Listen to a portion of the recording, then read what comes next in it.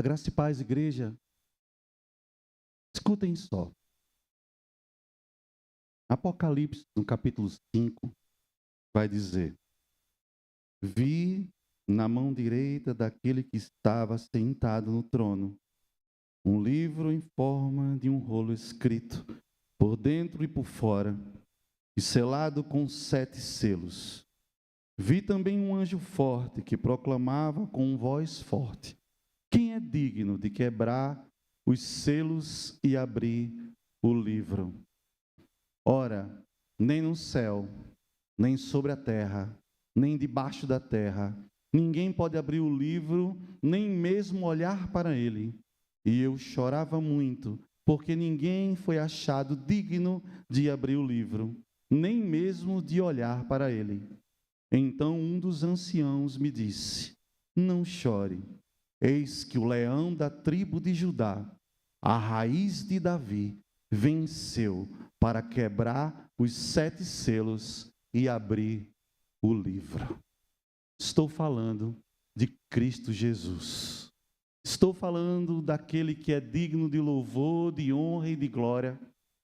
E nesta noite, sinceramente, irmãos, eu estou me tremendo por entender que o Senhor tem algo, uma mensagem a compartilhar conosco. E ninguém aqui, nem eu, nem qualquer um ministro, é digno de olhar para ele. Mas a sua compaixão, a sua misericórdia, olhou para mim, olhou para você e nos alcançou. Quem pode dar uma glória a Deus por isso? Eu agradeço a toda a igreja a atenção ao púlpito, agradeço ao pastor da igreja, pastor Adair, por ceder e compartilhar o púlpito comigo. Agradeço ao Senhor de coração e que nós possamos experimentar um diferente de Deus, da parte do Senhor, sobre nossas vidas. Você está com expectativa? Eu estou cheio de expectativa. Espero que a gente possa compartilhar da mesma esperança que é o Senhor falar ao nosso coração. Hoje, no nosso boletim, os irmãos já leram o texto que está em 1 Samuel, no capítulo 3, do verso 1 ao 10. Eu não vou repetir a leitura para que nós possamos ganhar um certo tempo.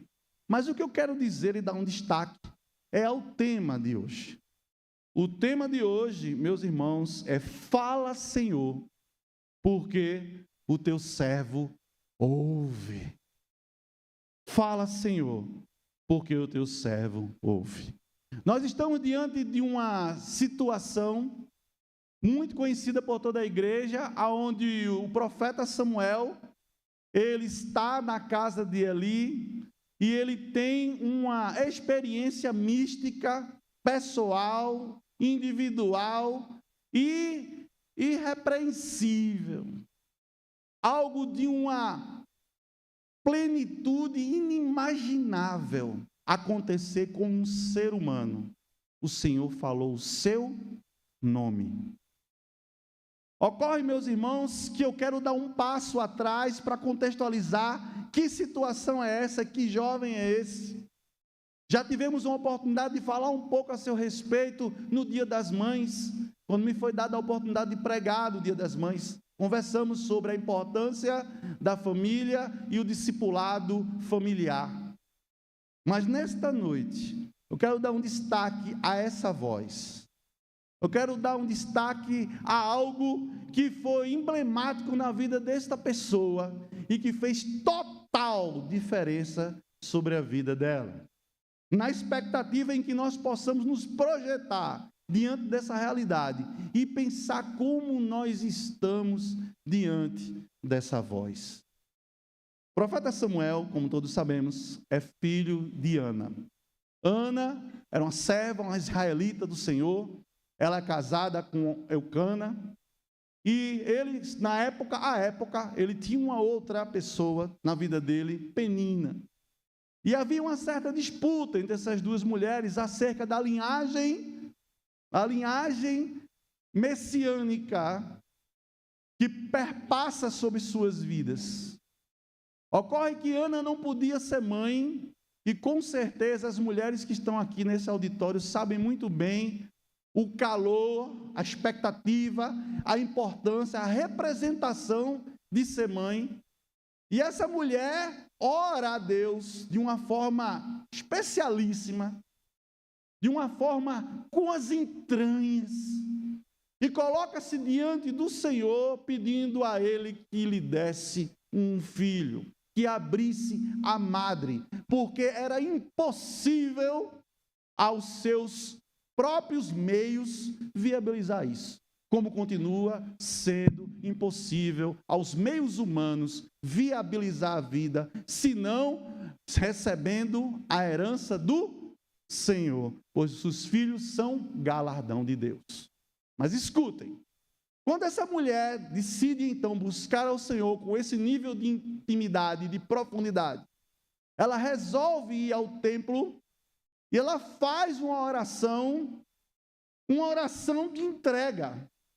E ela diz, faz uma promessa, um voto a Deus, que se o Senhor concebesse a ela um filho, permitisse que ela fosse mãe, ela daria um varão, ou seja, a expressão varão é o menino, daria o menino para que ele servisse ao rei dos reis.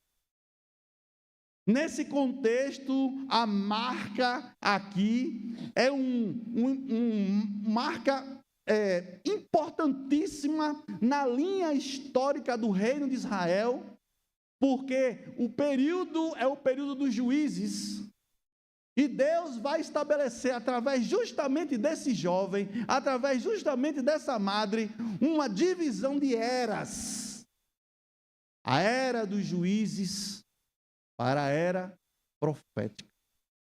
A era do reinado. Porque não podemos esquecer que é exatamente Samuel que unge o primeiro rei de Israel, que tem o nome Saul. E em seguida, Davi, e vem toda a linhagem davídica sucessória. Estamos juntos? Estão entendendo? Glória a Deus. Acontece, meus irmãos, que esse menino efetivamente nasce, e eu quero dar um destaque a alguns capítulos antes do texto base dessa noite, que é 1 Samuel 3. Eu quero convidar você a estar com a sua Bíblia aberta, e nós vamos ver 1 Samuel 1, do 24 ao 28. Eu quero dar um destaque a essa entrega, mediante a graça derramada sobre sua vida. Essa mulher se entregou e apresentou o seu filho assim. 1 Samuel 1, 24 a 28.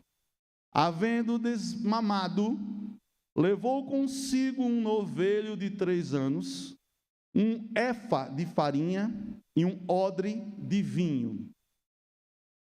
E o apresentou à casa do Senhor, no templo, a Siló. Era um menino ainda muito criança. Imolaram o novilho e trouxeram o menino a Eli, que era o sacerdote da época. E ela disse: Ah, meu Senhor, tão certo como vives, eu sou aquela mulher que aqui esteve contigo orando ao Senhor. Por este menino orava eu, e o Senhor me concedeu a petição que eu lhe fizera, pelo que também o trago como devolvido ao Senhor, por todos os dias que viver, pois do Senhor o pedi, e eles adoraram ali o Senhor. Ela cumpre então o seu voto. E aqui, já de imediato, eu quero fazer um destaque, porque o nosso Deus não é um Deus de barganha, não é um Deus... Eu acredito que todos tenham a noção de como foi crucial essa oração que foi vista pelo Senhor no templo. Nas entrelinhas da Bíblica, nos versos ali, nós observamos, inclusive, uma falta de visão espiritual do sacerdote. Porque ele olhou para ela e disse: essa mulher está embriagada orando aqui no templo, deve ter alguma coisa errada com ela.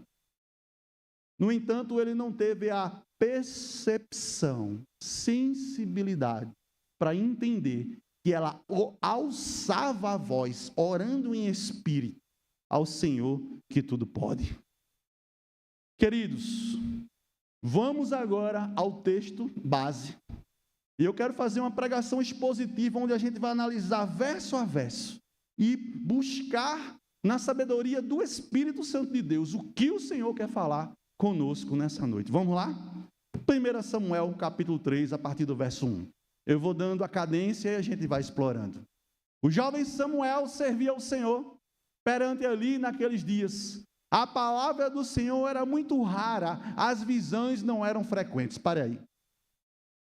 Olha só onde é que esse menino está. Em que cenário é esse? Esse menino é chamado a servir ao Senhor num momento histórico cuja geração é uma geração, com a licença da palavra, os dias de hoje, desviada. Esse menino é chamado a servir o Senhor no momento em que ninguém está crendo em Deus.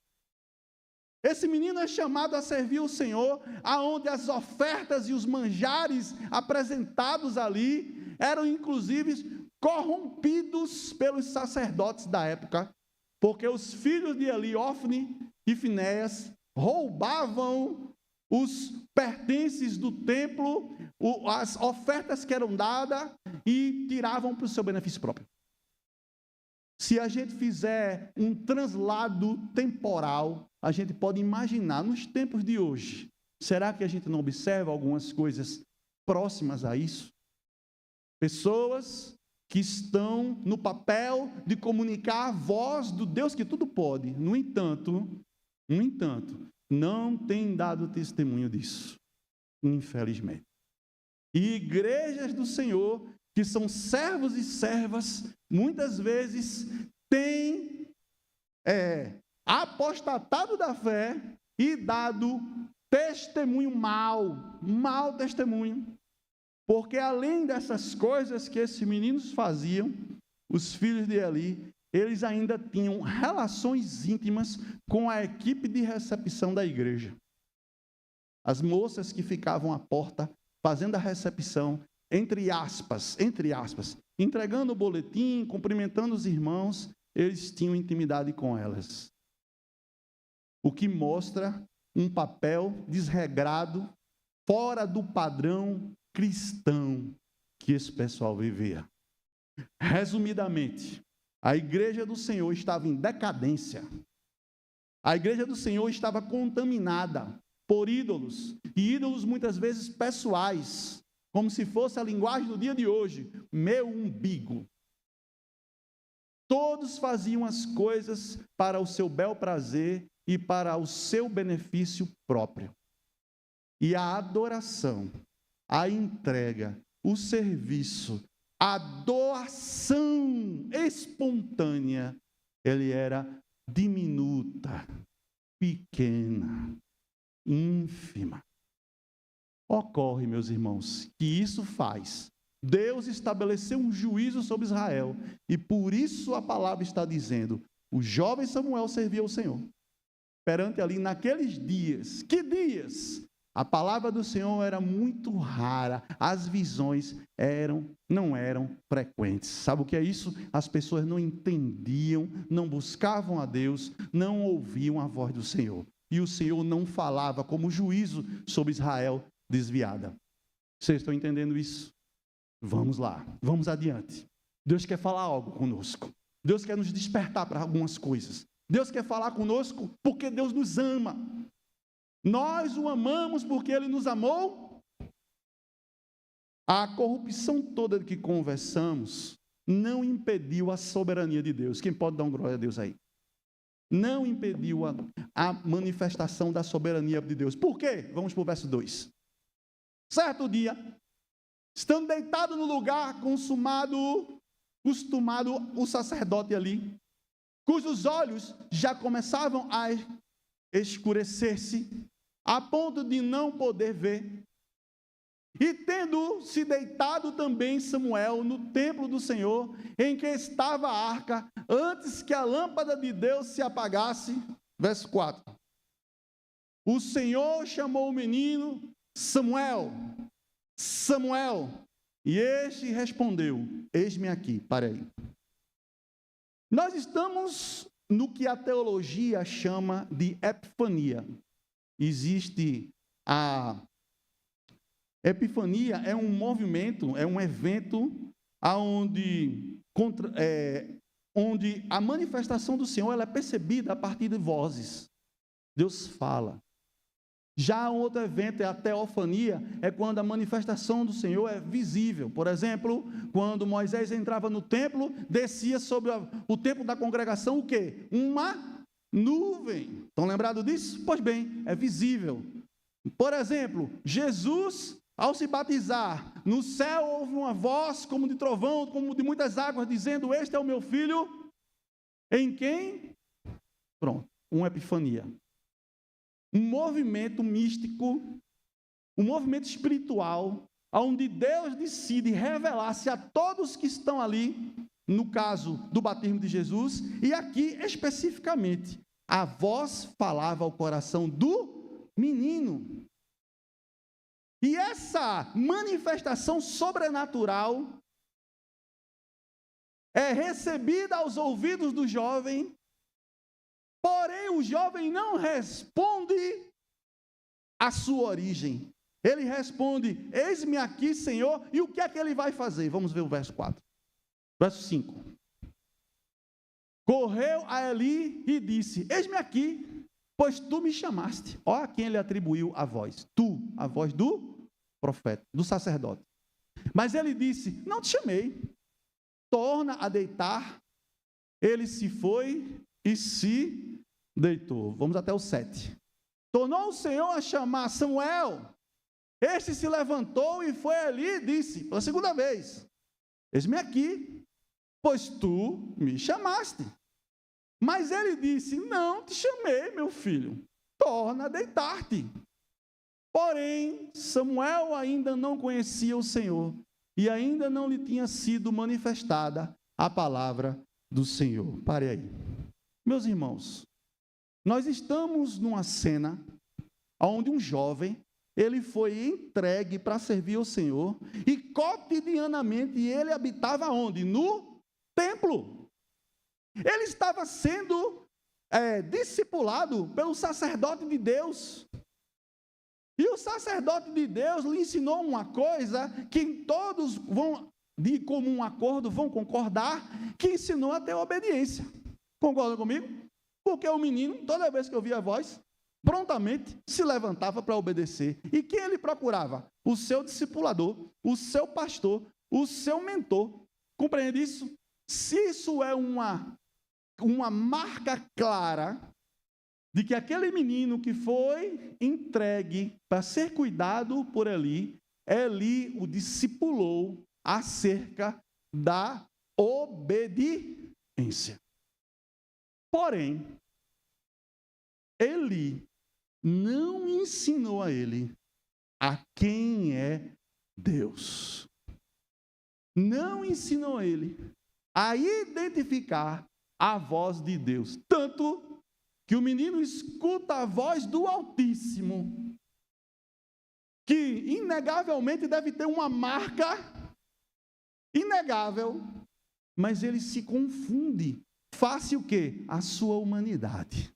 E eu quero trazer isso para os dias de hoje.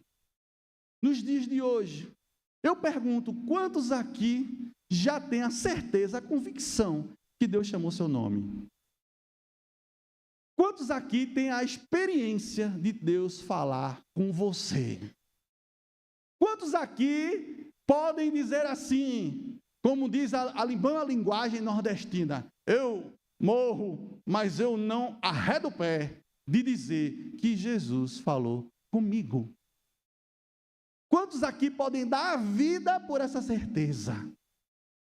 Pois bem, esse rapaz estava engatinhando na sua maturidade de fé.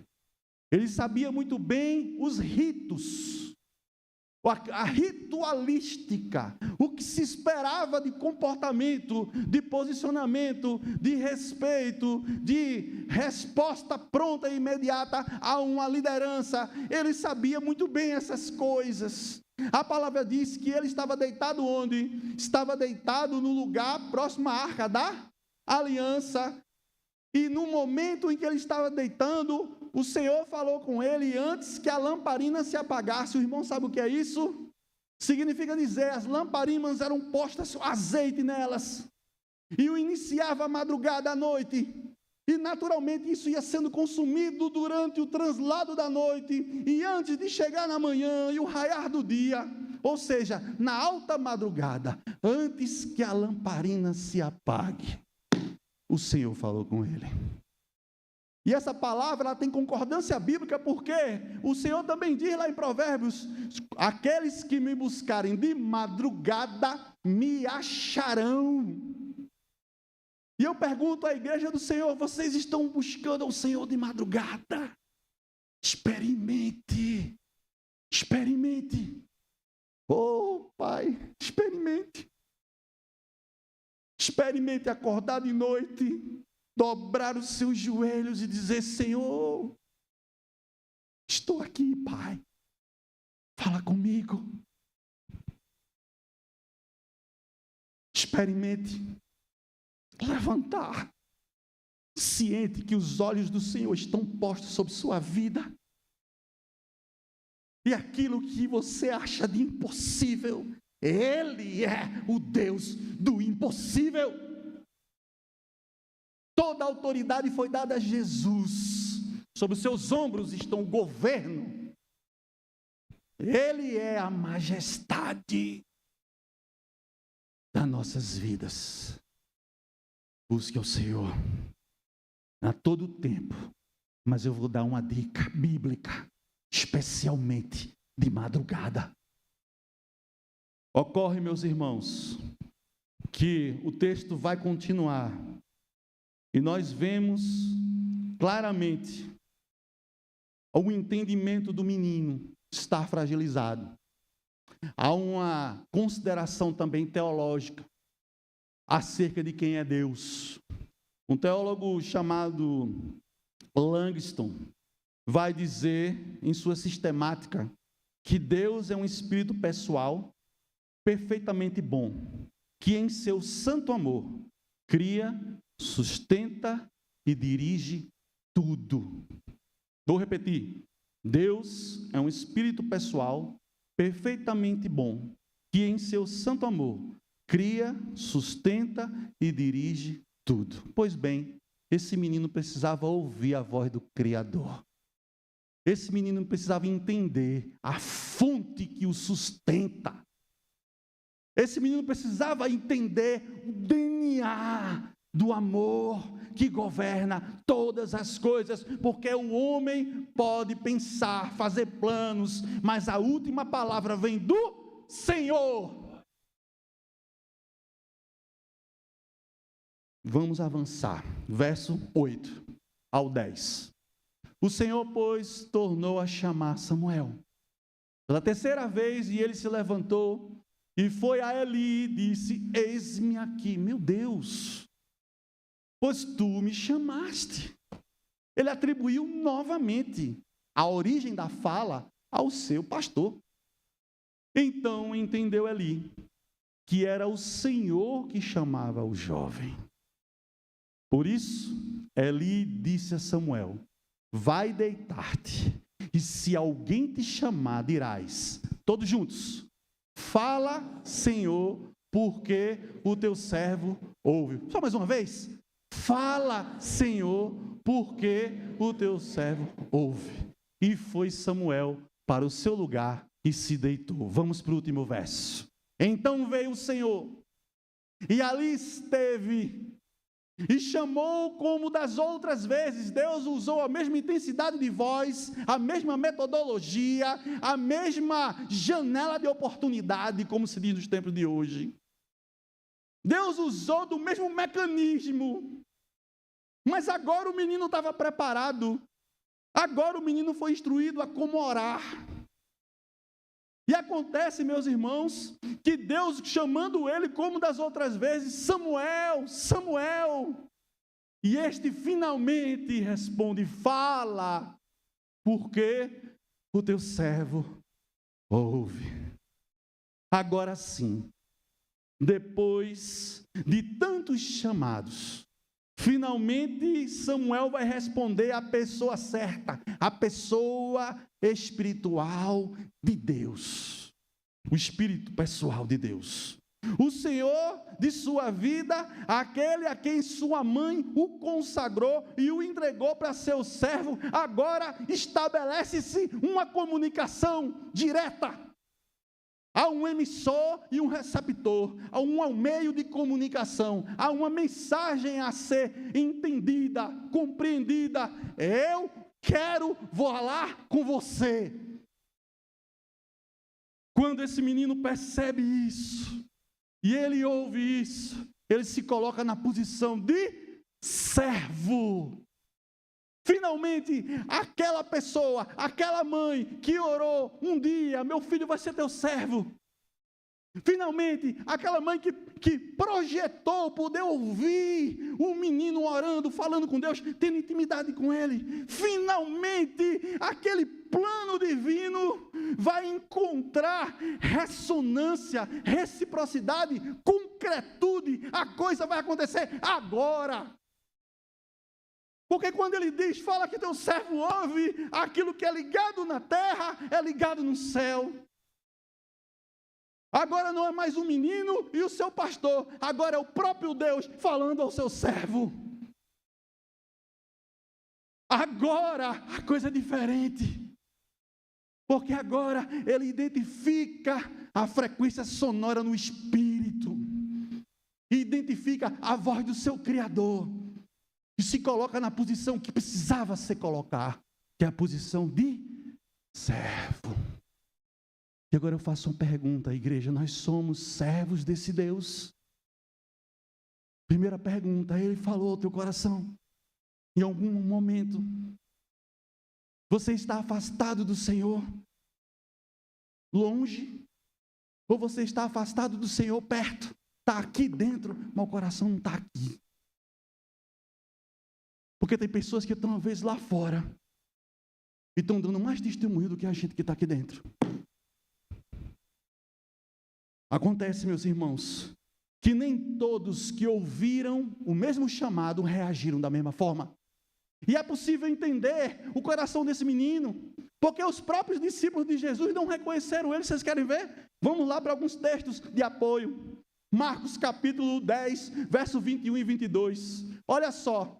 Jesus, fitando-o, amou e disse, só uma coisa te falta, vai, vende tudo o que tens, dá aos pobres e terás um tesouro no céu, então vem e segue-me. Ele disse isso a quem? Ao jovem rico. E o que aconteceu com o jovem rico? Sumiu. Sumiu.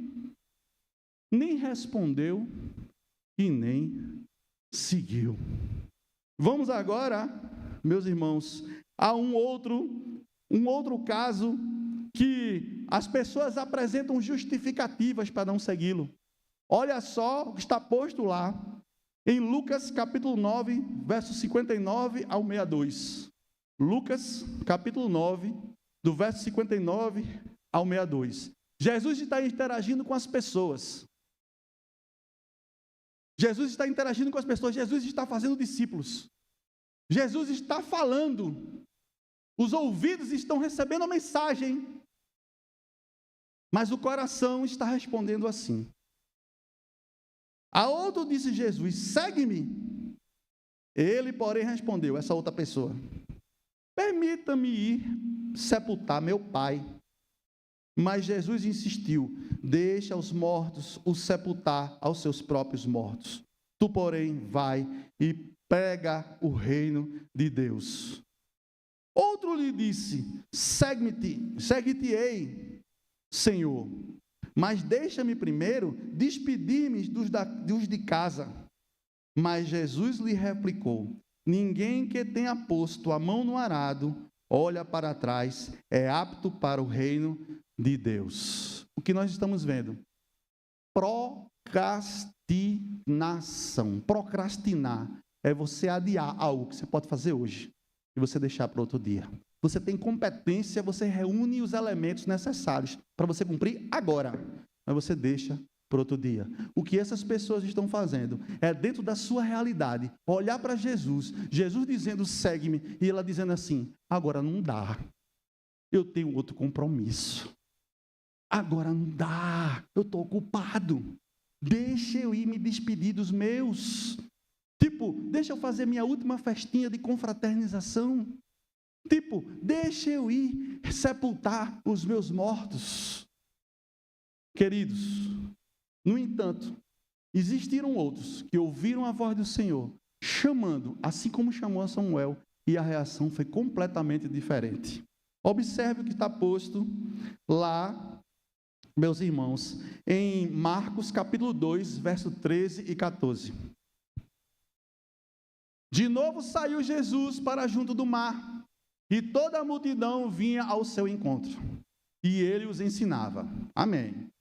Quando ia passando, viu a Levi, filho de Alfeu, sentado na coletoria e disse, segue-me.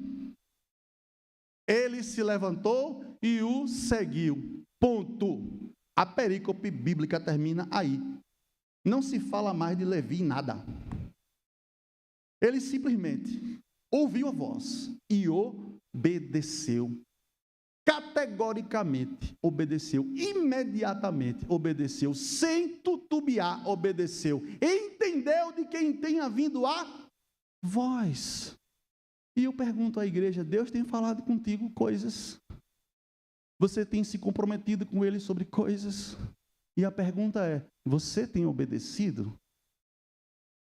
Queridos, veja só, nós estamos na igreja do Senhor. O Senhor viabilizou, por exemplo, essa comunidade de fé. O Senhor viabilizou ministérios. O Senhor viabilizou uma EBD. O Senhor viabilizou pastores. O Senhor viabilizou o acesso à palavra. O Senhor viabilizou. Para quê? Se não por amor a gente e com o propósito da edificação do corpo de Cristo. Edificar quer dizer ganhar maturidade. Edificar quer dizer ganhar musculatura espiritual. Edificar quer dizer entender os propósitos e princípios do Senhor sobre as nossas vidas. E quando nós sentamos nesses bancos, nós precisamos entender que o Senhor está falando cotidianamente conosco. E há pessoas que esperam algo pirotécnico, algo sobrenatural para dizer, não, realmente Jesus falou comigo. Nós temos acesso à sua fala, é a sua palavra, ela é a palavra de vida eterna, é poder de Deus para aquele que crê, seja salvo. Querido, querida, presta atenção, você tem escutado a voz do Senhor, como você tem respondido? Igreja do Senhor, como você tem respondido? Seu comportamento está condizente com o Cristo que você diz seguir? Igreja do Senhor, presta atenção. O seu tempo de devocional, seu tempo, a coisa mais preciosa do ser humano, o tempo. Você tem dedicado o tempo a conversar com seu Deus? Igreja do Senhor, presta atenção. Esses homens e mulheres foram oportunizados pelo Senhor. Mas nós vemos que Samuel respondeu. E a palavra vai nos mostrar que historicamente foi um servo do Senhor honrado, respeitado aonde quer que fosse. No entanto, há pessoas que querem ouvir algo estrondoso, diferente, impactante, para dizer, agora Deus falou. Deixa eu levar a igreja a examinar uma coisa especialíssima. Aconteceu com Elias na caverna. 1 Reis, capítulo 19, verso 9. Deixa eu ver aqui. Exato. 1 de Reis, capítulo 19, do verso 9 ao 18, eu não vou ler, eu vou explicar, para a gente ganhar tempo. 1 de Reis, verso 19, vai contar a história de Eli na caverna. E o profeta Elias, na caverna, nós sabemos que ele tinha acabado de sair de uma contenda com 400 profetas de Baal. Quando ele clama ao Senhor, Senhor, envia, consome o holocausto para que o povo entenda que só um Deus em Israel. E quando Deus vai e envia o fogo consumidor que leva não só a oferta, mas leva até a pedra, a água, a palha, tudo, não fica nada, deixa pó no lugar. Esse que tinha essa intimidade com o Senhor, por conta da nossa humanidade, nosso pecado, em um dado momento estava longe de Deus, porque foi procurar a caverna, como se Deus não tivesse poder de proteger a sua vida. Aí sabe o que aconteceu? Deus manda um terremoto para despertá-lo. Deus fala com ele ali, o que ele está fazendo aqui, Elias, perdão. E ele não sai da caverna. Mas há um versículo especial que fala sobre um cicio do vento. Esse é algo precioso. Porque aquele homem que esperava o Deus, que Deus já tinha falado, Deus já tinha levantado um terremoto naquela caverna, para fazer aquele homem sair dali, é de repente em algo suave, leve, refrescante. É num caminhar, num fluxo de vento, que ele entende que Jesus estava falando com ele. O que demonstra que muitas vezes nós esperamos algo extraordinário, e muitas vezes na simplicidade do nosso dia a dia, como disse o nosso irmão quando orou, no ordinário, Deus está falando com você. Eu quero ir para o final, dizendo o seguinte: abram em Provérbios 23, 26. Provérbios 23, verso 26. Todos juntos, olha o que Deus quer de você. Dá-me, meu filho, o teu coração, e os teus olhos se agradem dos meus caminhos. Olhe para o seu colega do lado, seu irmão do lado. Pergunta o nome dele. Marcos, Pedro, João, Ana. Deus pede para eu te dizer que Ele quer o teu coração e que os teus olhos se agradem dos caminhos dele. Diga a ele aí. Pergunta o nome da pessoa e fala com ele. Você está aqui, visitante, diga seu nome aí, que a gente não lhe conhece, diga seu nome, por favor. E diga assim para ele: olha, eu preciso te dizer, Marcos, João, Pedro, Ana, Maria, preciso te dizer que Deus quer o teu coração. E sabe o que Ele quer da tua vida? Que os teus olhos olhem para o caminho que Ele deseja para você. A experiência de Samuel, ela serviu de base para uma pregação de um pastor muito conhecido, Charles Spurgeon. O sermão número 586, se você quiser procurar na internet, sermão 586 do reverendo Charles Spurgeon, no Tabernáculo Metropolitano de Winkton. Disse ele acerca dessa experiência de Samuel assim: ele o instruiu em algum grau no espírito de religiosidade, mas não parece ter-lhe explicado a forma e a natureza peculiar daquelas manifestações especiais e particulares de Deus que foram dadas aos seus profetas. E ele continua dizendo: há um sinal seguro de que aquela criança havia adquirido o princípio saudável da obediência, embora não compreendesse o mistério do chamado profético. E eu concluo perguntando a você algumas coisas. Quem é você? E como você tem respondido à voz do seu Senhor? Você é como o jovem rico que escuta, mas some. Você é como aqueles homens que, quando Jesus convida, diz para ele: eu tenho outros compromissos, eu tenho outras prioridades. Ou você é como Samuel, e como Levi, que imediatamente, ao reconhecer a voz do seu Senhor, filho amado, eu quero o seu coração. Você respondeu a esse chamado. E mais, tem respondido a esse chamado todos os dias.